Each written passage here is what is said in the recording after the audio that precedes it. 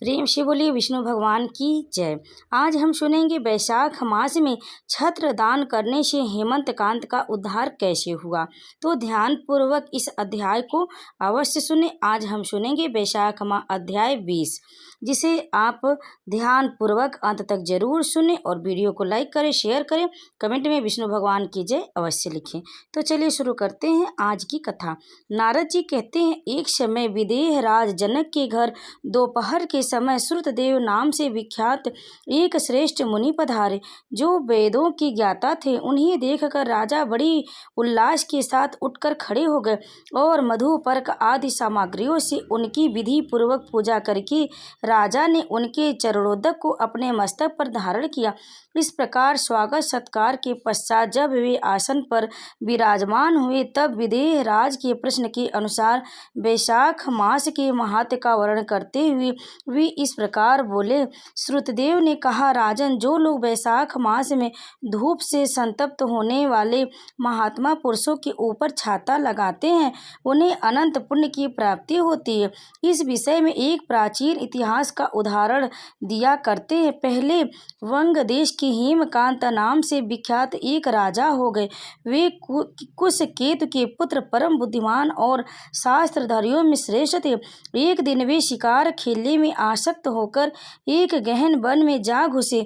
वहां अनेक प्रकार के मृग और वराह आदि जंतुओं को मारकर जब वे बहुत थक गए, तब दोपहर के समय मुनियों के आश्रम पर आए। उस समय आश्रम पर उत्तम व्रत का पालन करने वाले सतचिव नाम वाले ऋषि समाधि लगाए बैठे थे, जिन्हें बाहर के कार्यों का कुछ भी भान नहीं था। उन्हें निश्चल बैठे देख राजा को बड़ा क्रोध हुआ और उन्होंने उन महात्माओं को मार डालने का निश्चय किया। तब उन ऋषियों के 10,000 शिष्यों ने राजा को मना करते हुए कहा, ओ खोटी बुद्धि वाले नरेश, हमारे गुरु लोग इस समय समाधि में स्थित हैं। बाहर कहाँ क्या हो रहा है इसको ये नहीं जानते, इसलिए इन पर तुम्हें क्रोध नहीं करना चाहिए। तब राजा ने क्रोध से विह्वल होकर शिष्यों से कहा, द्विज कुमारों, मैं मार्ग से थका मादा आया हूँ, अतः तुम ही लोग मेरा आतिथ्य करो। राजा के ऐसा कहने पर वे शिष्य बोले, हम लोग भिक्षा मांग कर खाने वाले हैं। गुरुजनों ने हमें किसी के आतिथ्य के लिए आज्ञा नहीं दी है। हम सर्वथा गुरु की अधीन है, अतः तुम्हारा आतिथ्य कैसे कर सकते। शिष्यों का यह कोरा उत्तर पाकर राजा ने उन्हें मारने के लिए धनुष उठाया और इस प्रकार कहा, मैंने हिंसक जीवों और लुटेरों के भय आदि से जिनकी अनेक बार रक्षा की है, जो मेरे दिए हुए दानों पर ही पलते हैं, वे आज मुझे ही सिखलाने चले हैं। ये मुझे नहीं जानते, एक सभी कृतज्ञ और बड़े अभिमानी हैं।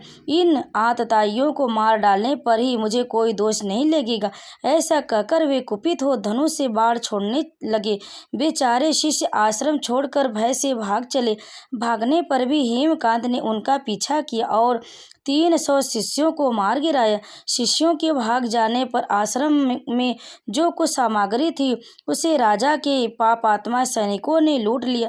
राजा के अनुमोदन से ही उन्होंने वहां इच्छा अनुसार भोजन किया। तत्पश्चात दिन बीतते बीतते राजा सेना के साथ अपनी पुरी में आ गए। राजा कुशकेतु ने जब अपने पुत्र का यह अन्यायपूर्ण कार्य सुना, तब उसे राज्य करने की अयोग्य जानकर उसकी निंदा करते हुए उसे देश निकाला कर दिया। पिता के त्याग देने पर हेमकांत घने वन में चला गया। वहां उसने बहुत वर्षों तक निवास किया। ब्रह्म हत्या सदा उसका पीछा किया करती थी, इसलिए वह कहीं भी स्थिरता पूर्वक रह नहीं पाता था। इस प्रकार उस दुष्ट आत्मा के 28 वर्ष व्यतीत हो गए। एक दिन वैशाख मास में जब दोपहर का समय हो रहा था, महामुनि तीर्थ यात्रा के प्रसंग से उस वन में आए। वे धूप से अत्यंत संतप्त और तृषा से बहुत पीड़ित थे, इसलिए किसी वृक्षहीन प्रदेश में मूर्छित होकर गिर पड़े। देव योग से हेमकांत उधर आ निकला। उसने मुनि को प्यासे से पीड़ित, मूर्छित और थका मादा देखकर उन पर बड़ी दया की। उसने पलाश के पत्ते से छत्र बनाकर उनके ऊपर आती हुई धूप का निवारण किया। वह शिव मुनि के मस्तक पर छाता लगाए खड़ा हुआ और तूबी में रखा हुआ जल उनके मुंह पे छिड़क डाला। इस उपचार से मुनि को को चेत हुआ और उन्होंने छतरी के दिए हुए पत्ते की छाते को लेकर अपनी व्याकुलता दूर की। उनकी इंद्रियों में कुछ शक्ति आई और वे धीरे धीरे किसी गांव में पहुंच गए। उस पुण्य के प्रभाव से हेमकांत की 300 ब्रह्म हत्याएं नष्ट हो गई। इसी समय यमराज के दूत हेमकांत को लेने के लिए वन में आए। उन्होंने उसके प्राण लेने के लिए श्रृंगहरी रोग पैदा किया। उस समय प्राण छूटने की पीड़ा से छटपटाते हुए हेमकांत ने 3 अत्यंत भयंकर यमदूतों को देखा, जिनके बाल ऊपर की ओर उठते हुए थे। उस समय अपने कर्मों को याद करके वह चुप हो गया। छत्रदान के प्रभाव से उसको भगवान विष्णु का स्मरण हुआ। उसके स्मरण करने पर भगवान महाविष्णु ने विश्वक्सेन से कहा, तुम शीघ्र जाओ, यमदूतों को रोको, हेमकांत की रक्षा करो। अब वह निष्पाप एवं मेरा भक्त हो गया। उसे नगर में ले जाकर उसके पिता को सौंप दो। साथ ही मेरे कहने से कुशकेतु को यह समझाओ कि तुम्हारे पुत्र ने अपराधी होने पर भी वैशाख मास में छत्रदान करके एक मुनि की रक्षा की है, अतः वह पाप रहित हो गया।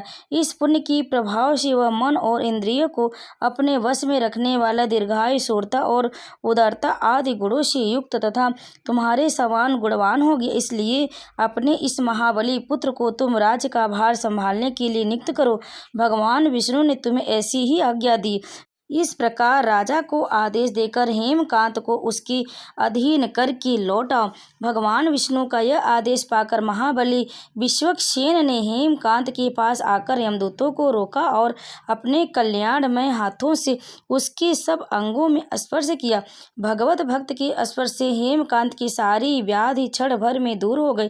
तदंतर विश्वक्सेन उसके साथ राजा की पुरी में गए। उन्हें देखकर महाराज कुशकेतु ने आश्चर्ययुक्त हो भक्ति पूर्वक मस्तक झुकाकर पृथ्वी पर साष्टांग प्रणाम किया और भगवान के पार्षद का अपने घर में प्रवेश करवाया।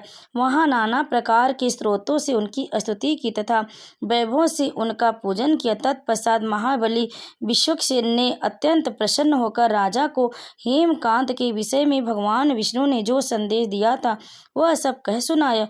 उसे सुनकर कुशकेतु ने पुत्र को राज पर बिठा दिया और स्वयं विश्वक्सेन की आज्ञा लेकर उन्होंने पत्नी सहित वन को प्रस्थान किया। तदंतर महामना विश्वक्सेन हेमकांत से पूछकर और उनकी प्रशंसा करके श्वेत द्वीप में भगवान विष्णु के समीप चले गए।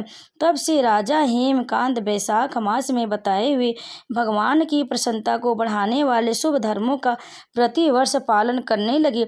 वे ब्राह्मण भक्त, धर्मनिष्ठ, शांत, जितेंद्रिय, सब प्राणियों के प्रति दयालु और संपूर्ण यज्ञों की दीक्षा में स्थित रहकर सब प्रकार की संपदाओं से संपन्न हो गए।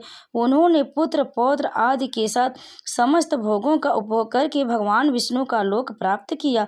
वैशाख सुख से साध्य अतिशय पुण्य प्रदान करने वाला है। पाप रूपी ईंधन को अग्नि की भांति जलाने वाला, परम सुलभ तथा धर्म, अर्थ, काम और मोक्ष चारों पुरुषार्थों को देने वाला है। ओम नमो भगवती वासुदेवाय। और यह अध्याय यहीं पर समाप्त हो। इस अध्याय को अंत तक सुनने के लिए आप लोगों का बहुत बहुत धन्यवाद। आप सभी पर श्री विष्णु भगवान की कृपा सदैव बनी रहे। जय श्री कृष्ण। राधे राधे।